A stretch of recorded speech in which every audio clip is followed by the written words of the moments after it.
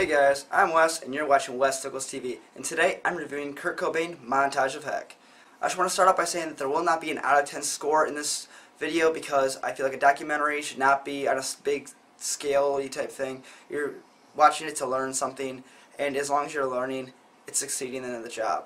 What this does is more than that because it is not only informative, but it is super entertaining of a documentary. This is the closest you will ever get to ever knowing a person without knowing a person. The movie really just takes you into his life, whether it be from interviews or his own words even, through things that interviews he's done or talking just to a mic by himself, or you're reading his journals. The amount of information given to you that was personally, basically from him through this documentary is incredible and almost, I would say, one of a kind. I don't think we'll ever get information this personal in any other form about any other celebrity ever again.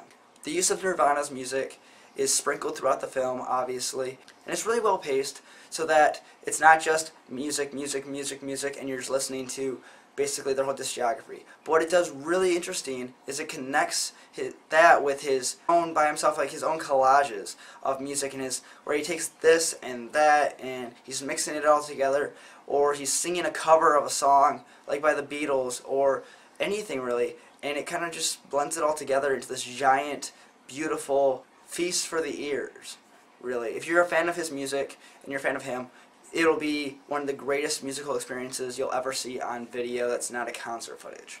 The sheer amount of footage you get from when he's a kid is also really impressive. It also doesn't just, gloss over things. It shows the good and the bad. You really get to know just from almost from his perspective, or somebody who's really close to him. Like, you feel like you're a friend of his. You feel like you're right there with him when these great things happen and when these horrible things happen.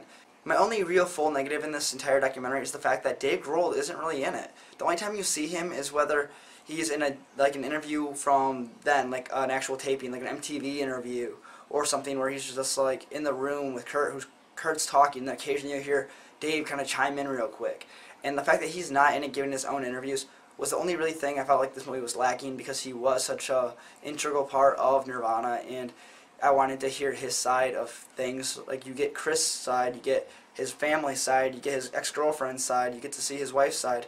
And the fact that you don't get to see his views on what things were happening when it actually happened is like something's missing that we've been wanting to know from Dave for a long time. My other kind of negative, but I don't know if it really is a negative, is the fact that the documentary ends very, very abruptly. It basically says, it plays the end of one of the songs that he's singing, and you find out about the attempted suicide in Rome, and then the song ends, and it cuts to text saying a month later, the tragedy happened, and the documentary's over. So you're kind of just sitting there like, At first it made me annoyed because I was like, I want to see the aftermath. I know the aftermath already. I'm a huge fan of Nirvana. I've seen like the MTV videos and all this stuff where it kind of talks about like the candlelight visuals, and I've read a couple biographies on them, so I know the stuff. But I still felt like it was like, oh man, I want to see this. And then I thought about it. This isn't a story about Nirvana. This isn't a story about just all of what Kurt Cobain was. This is a story about Kurt Cobain's life. And the moment he passed, it was over. So, in that way, that documentary should end right when. And if that's what he meant for it to do, then bravo, because that was the perfect, real, way that documentary could fit how jarring his end was, because that's how it felt in the documentary, just jarring. But that's just my opinion.